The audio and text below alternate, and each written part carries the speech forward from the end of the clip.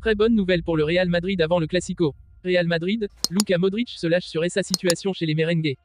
Real Madrid, la prolongation de Vinicius officialisée prochainement. Légende, Zinedine Zidane en dit plus sur son avenir. Le gros coup financier réalisé par le Real Madrid. Avant de commencer, si c'est la première fois que tu passes ici, je t'invite donc à t'abonner, c'est gratuit, ça prend 2 secondes et ça fait plaisir. Merci beaucoup à toi. Le retour d'Alaba arrive à point nommé pour le Real Madrid. Le Real Madrid a connu son lot de blessures depuis le début de la saison, la défense centrale étant un domaine particulièrement préoccupant à cet égard. Eder Militao s'est rompu le ligament croisé antérieur en août, tandis que David Alaba s'est blessé aux adducteurs le mois dernier. Antonio Rudiger et Nacho Fernandez sont donc les seuls défenseurs centraux à la disposition de Carlo Ancelotti, et pour ne rien arranger, Nacho Fernandez a été expulsé contre Gérone le 8 décembre et purge actuellement une suspension de 3 matchs. Aurélien Tchouaméni a fait office de défenseur central de fortune contre Osasuna le week-end dernier, mais cela devrait être son seul et unique match pour le moment, car Marca a rapporté qu'Alaba ferait son retour contre Séville. Alaba, qui a été contraint de se retirer de la sélection autrichienne pour la pause internationale en cours, a repris l'entraînement cette semaine et devrait être suffisamment en forme pour le match au Ramon Sanchez Pizjuán. Sauf qu'entre-temps, il sera également disponible pour affronter Barcelone la semaine suivante. Le retour d'Alaba arrive à point nommé pour le Real Madrid, d'autant plus que Rudiger pourrait être laissé au repos contre Séville, car il doit composer avec sa suspension avant le Classico.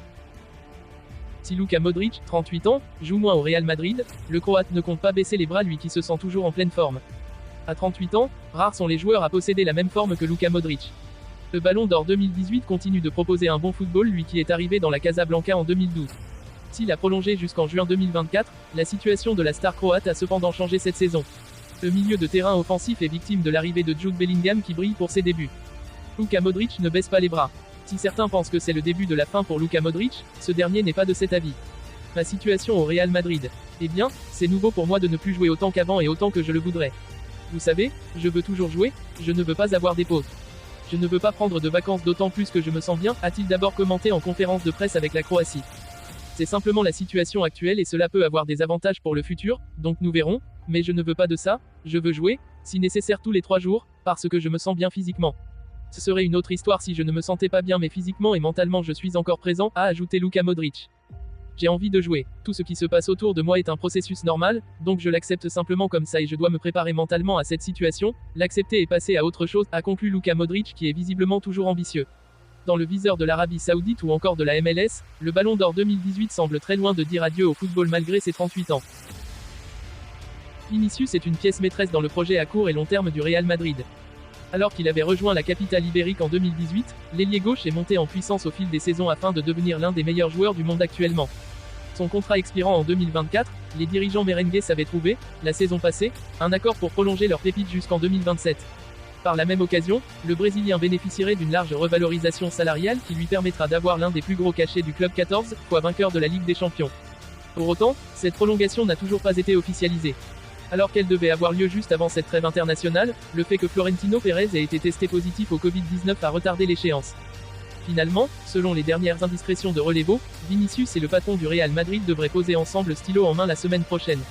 Tandis que, Vini, sera de retour après son stage international avec le Brésil, le président de la Maison Blanche devrait être opérationnel et remis du Covid. Une bonne nouvelle pour le Real Madrid et ses supporters. Un événement historique pour tous les tifosi de la Juventus. En effet, une soirée spéciale a été organisée mardi soir pour fêter l'anniversaire des 100 ans de la famille Agnelli à la tête de la vieille dame. Au programme de cet événement intitulé Ensemble, un spectacle en noir et blanc, plusieurs légendes, qui ont fait les beaux jours des Bianconeri, étaient présentes dont le Français Zinedine Zidane, 212 matchs, 31 buts entre 1996 et 2001. L'ancien coach du Real Madrid, toujours sans club, a levé le voile sur son avenir, la chose la plus belle est d'être présent ici avec la famille de la Juventus. Je suis content, l'accueil est très sympa. Pour l'avenir, je n'ai pas de nouvelles maintenant. Je suis avec la famille et on verra plus tard, a déclaré la légende française au micro de la Sky. Silence radio donc pour le téléphone de Zizou depuis plusieurs mois. Pourtant, de multiples rumeurs ont vu le jour sur ces 12 derniers mois dans les différentes presses internationales.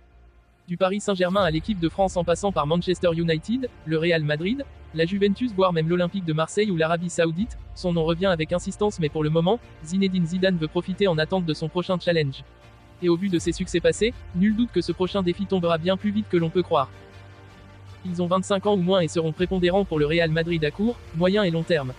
Recrutés lors des 5 dernières années, Vinicius, Rodrigo, Eduardo Camavinga, Aurélien Tchouaméni, Jude Bellingham, Federico Valverde et Eder Militao se sont tous révélés être des paris gagnants de la part de la direction madrilène.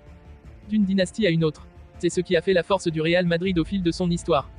Et même si le club de la capitale espagnole a parfois traversé des périodes moins reluisantes, la mentalité du club s'axe principalement autour de grandes stars du ballon rond qui viennent remporter des titres à Madrid. Suite au départ de Cristiano Ronaldo à l'été 2018, les merengues ont eu besoin de se réinventer. Fer de lance du grand Real Madrid de la dernière décennie, le Portugais a remporté 4 Ligues des Champions durant son passage dans le centre de l'Espagne. Pour garder les pensionnaires du Santiago Bernabéu compétitifs, Florentino Pérez avait alors une idée claire, ramener des jeunes joueurs prometteurs afin de les faire grandir aux côtés de Karim Benzema, Toni Kroos et Luka Modric. C'est ainsi que Vinicius a rejoint le club en 2018, suivi par Eder Militao et Rodrigo en 2019. Les 3 Brésiliens ont tous connu un parcours similaire, des débuts timides avant de prendre totalement confiance et devenir des titulaires indiscutables à leur poste sous la houlette de Carlo Ancelotti. Même si Rodrigo a été un super sub-sauveur lors de la quête de la Ligue des Champions en 2022, Eder Militao et Vinicius étaient ainsi des cadres dans l'effectif de l'ancien entraîneur du PSG. C'est également le cas de Federico Valverde qui avait rejoint la Castilla en 2016, avant d'exploser sous la tunique blanche lors de la saison 2019 à 2020, sous l'égide, cette fois, de Zinedine Zidane. Dans la même lignée que Rodrigo, Camavinga, arrivé en provenance de Rennes, était l'auteur d'entrées en jeu remarquables lors de l'épopée européenne des siens en 2022 alors qu'il est désormais l'un des joueurs les plus utiles aux yeux d'Ancelotti et l'un des plus appréciés par les supporters du Real Madrid. Les 7 merveilles du Real Madrid. Les 2 dernières pièces maîtresses ajoutées à ce projet ambitieux ont été onéreux, mais s'avèrent être déjà prépondérantes aux yeux du technicien italien. Recruté l'été dernier en provenance de Monaco, Aurélien Tchouaméni est déjà le patron du milieu de terrain madrilène tandis que Jude Bellingham, arrivé cet été à Madrid, pourrait presque être considéré comme le meilleur joueur du monde à l'heure actuelle. Au-delà de leurs belles intégrations au projet du Real et de l'avenir radieux que toutes ces recrues promettent au club 14 fois vainqueur de la Ligue des Champions, ces 7 joueurs ont également été de jolis coups financiers réalisés par la direction madrilène. En effet, même si Tchouaméni et Bellingham ont été recrutés respectivement pour 80 et 100 millions d'euros, les autres joueurs de cette liste ont été recrutés à de modiques sommes vu leur valeur actuelle. Ainsi, 45 millions d'euros avaient été déboursés pour Camavinga et Vinicius tandis que le Real Madrid avait versé 40 millions d'euros à Porto et Santos pour mettre la main sur Eder Militao et Rodrigo. De son côté, Federico Valverde, recruté très jeune, n'avait coûté que 5 millions d'euros aux merengues. Aujourd'hui, ces 7 joueurs valent 710 millions d'euros selon Transfermarkt. Bien loin des 355 millions d'euros qui ont été investis sur leur venue. Ajoutez à cela Endrick, recruté pour 45 millions d'euros et qui arrivera l'été prochain, et vous obtiendrez l'un des projets les plus excitants et avancés sur la jeunesse. Finance saine, pépite déjà au niveau et encore meilleur dans les années à venir, le plan du Real Madrid semble être une pure réussite sur tous les points.